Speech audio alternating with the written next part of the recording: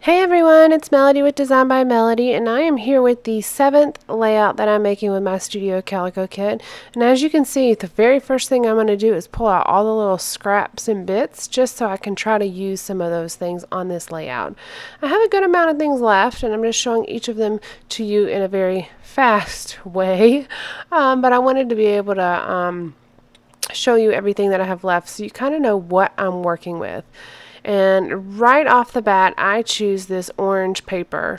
And I have these two photos that I want to use of Ernest. Now, I don't know if you guys are this way, but I have a lot more pictures of our child than I do of either of us. So whenever I find some good pictures of us, I want to definitely include them. And these pictures were really good as far as lighting and just quality. So I knew when I came across them in my iPhoto that I had to print them to scrapbook them.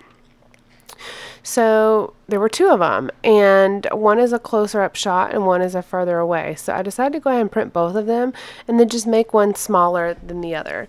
Now I knew off the gate that the title was going to be My Babe and His Selfies because I don't know how you guys are, but I don't take a whole lot of selfies myself, but my husband takes a billion of them. So there's always a lot of selfies, and not every single, but a lot of his photos have one arm out to the side or one shoulder up, so you can tell that it's a selfie.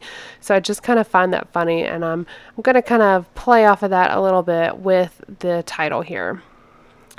Now, I don't really know what inspired this, but these stamp packaging, or these things that I'm cutting apart right now, look kind of white on the screen, but they're actually the stamp packages that the Studio Calico stamps came on. But they have kind of a faded, like gray diagonal stripe, and it gets darker towards the edges and it fades out to the center, which is almost white. So I'm using those pieces to make large photo corners on this layout. Now, I just thought it'd look kind of interesting to have a larger set as well as a smaller set, and I just measured them to make sure that they were truly a half of a square. So the top one is 3 inches by 3 inches, basically cut in half, and the bottom one is 1 inch by 1 inch, basically cut in half. And I just used my mat here to be able to draw those triangles pretty easily.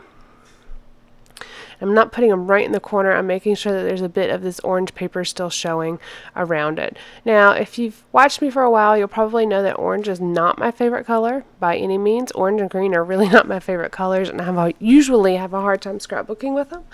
But I really like this pattern. It's got kind of a dotted stitching kind of line all throughout the whole paper, but it's really a really pretty tone of orange, and with some different pops of white and black and just a few little pops of some lime green on this layout. I really like the overall look of it. Now there's this photo or like picture frame in the photo that's really distracting in the top one. It's not so distracting on the bottom photo because it's smaller, but the top photo really was distracting me. So I'm gonna put this little label that says tell your own story, and that was cut off of a 3x4 card that I had used on another project rather, and I'm just cutting it into a small about 1.5 by 3 inch strip, and I'm going to round the corners of that as well. And this kind of introduces the lime green color to this layout. Now in the kit there were these like painted quote strips, something, however you want to call them, and there was this lime green one that says, I think this is how we are supposed to be in the world, present and in awe. And it's a quote by Anne Lamott. I believe I'm saying that right. Not 100% sure, but we're going to go with it. And it was just the right tone, and it really is kind of a nice message as well. So I thought it was fitting to have that on this layout.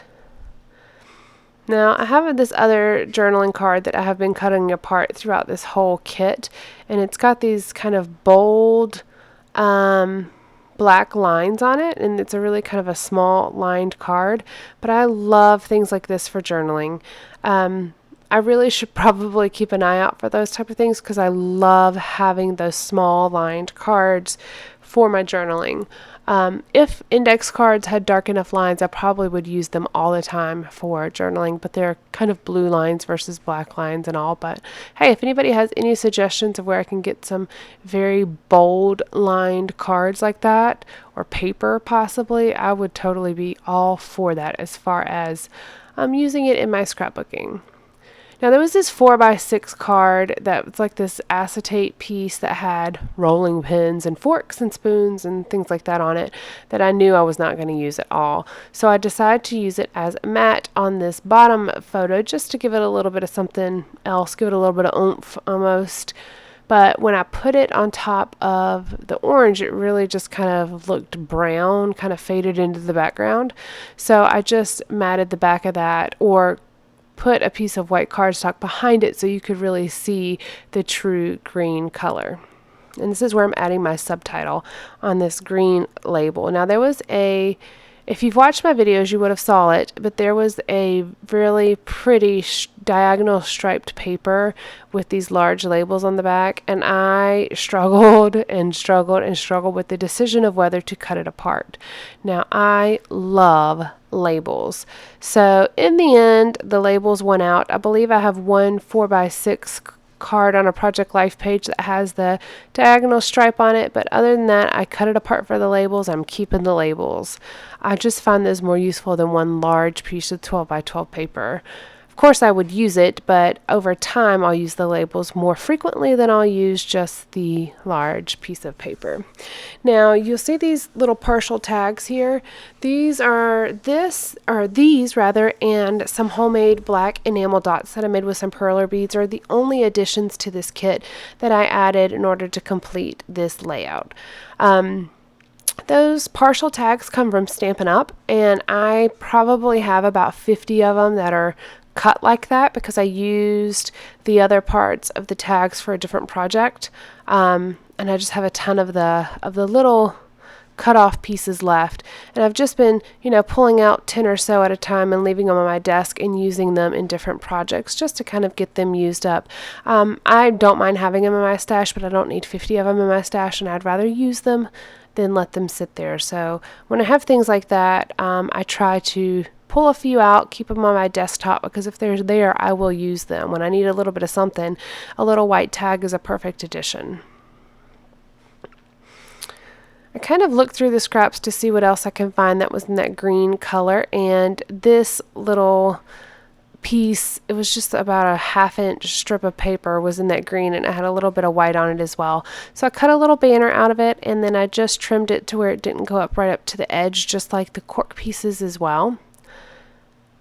I like the alphas in this kit because you can punch them out and still have the backing on them, and that makes it really nice to be able to put them on your layout and move them around. Now, with that being said, they're really not sticky at all, so you have to add your own adhesive to it, but I'm not opposed to that. There's no problem with that.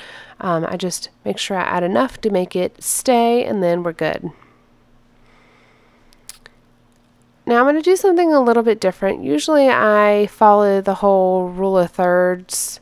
No, that's not right. It's not called the rule of thirds. Whatever the rule is, I think there's a specific name, or clusters of 3 or whatever it is, where you have like 3 embellishments and you make a little cluster out of them.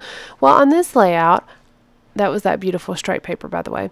On this layout, I have all these little black asterisks, and the title, My Babe, really makes a bold statement with the black, and then this tell your own story little embellishment up here is very bold as well, but I didn't feel like there was enough bold black on the layout, so I'm adding some asterisks from the alpha set that came with the kit, and then I'm going to also pull in some of my own homemade enamel dots. Now I made these a couple years ago with perler beads when it was such a big fad, and you know what, I've used them so much that I probably will continue to make my own.